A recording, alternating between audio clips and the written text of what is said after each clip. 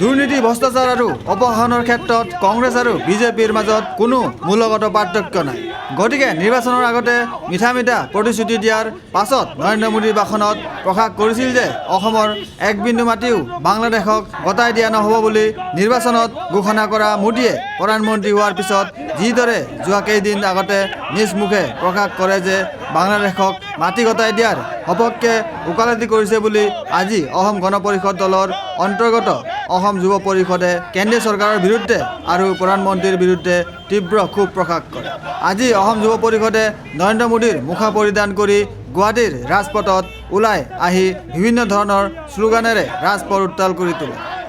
আৰু শোভাযাত্ৰা কৰি মহানগৰ ৰাজপথত মোদী বিৰোধী কাৰ্যসূচী ৰূপায়ণ কৰে।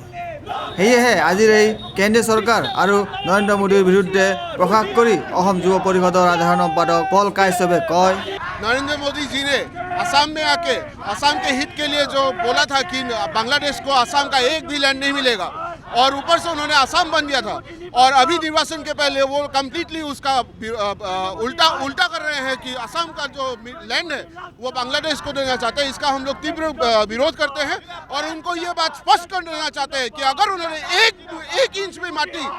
अगर 1 इंच लैंड भी उन्होंने बांग्लादेश को दिया तो हम असम युवा परिषद और असम गण परिषद असम में तीव्र आंदोलन कर उठेंगे और इसका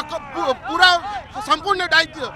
नरेंद्र मोदी जी के ऊपर जाएगा, असम के केंद्रीय सरकार के ऊपर जाएगा। Video journalist Sushanta Das, Sentinel News, Guwahati.